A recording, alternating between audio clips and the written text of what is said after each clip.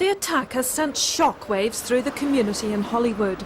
A-level pupils sitting an exam in calm, peaceful surroundings, suddenly face to face with extreme violence. It was at 11:30 this morning that a man wearing a boiler suit walked into the assembly hall where French and technology exams were in progress. With a makeshift flamethrower, he torched the front row of children.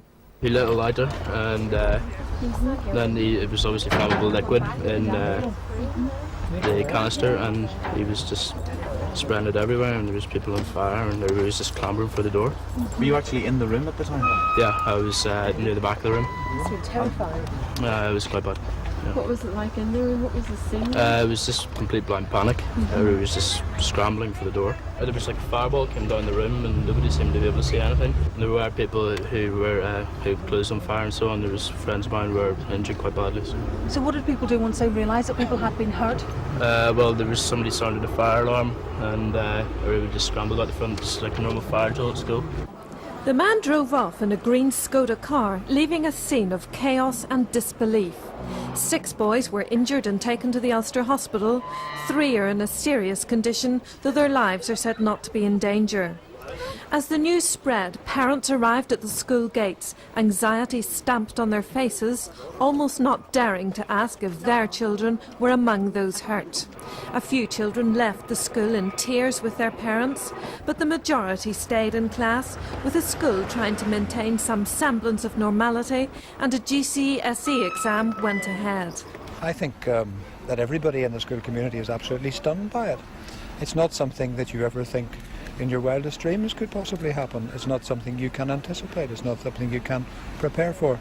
I think that it's likely that the real impact of this and the real sort of shock of it, in a sense, will not hit us for several days, possibly not till next week. And I think one of the things we have to think about very carefully is how we can help and support the pupils and the staff and the administrative staff and the supervisors and all those who were most directly involved. That's something we're giving a lot of thought to now and something we want to take further next week. What has been the feeling in the school today? I think absolute shock, a kind of numb shock. It's unbelievable. To me, frankly, now, it feels like a dream, and a very bad dream. And what's the condition of your son? Oh, he's okay. He's just a little bit shocked, and he has cuts to his hands. And what's your view as a parent of something like this happening in a school in Well, Hollywood? it's a great shock, obviously. I mean, there have been some stories recently of people getting into schools in Great Britain, but you know, as was said on those occasions, you know, what can schools do to give 100% protection? It's understood the man who carried out this attack was a 40-year-old former pupil of the school. But what the reason behind it was, or what grudge he held, remains a mystery. In fact, by the time school ended, police were already on the trail of a suspect, and late this afternoon they identified him and warned the public not to approach him. There is certainly an individual that we seek to eliminate from our inquiries into this dreadful incident. He's a man with the name of Garnet Stephen Seabrook Bell.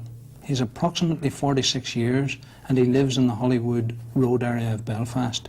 He's approximately 5'6" tall with short brown hair, and he usually wears round, brown-rimmed, thin glasses.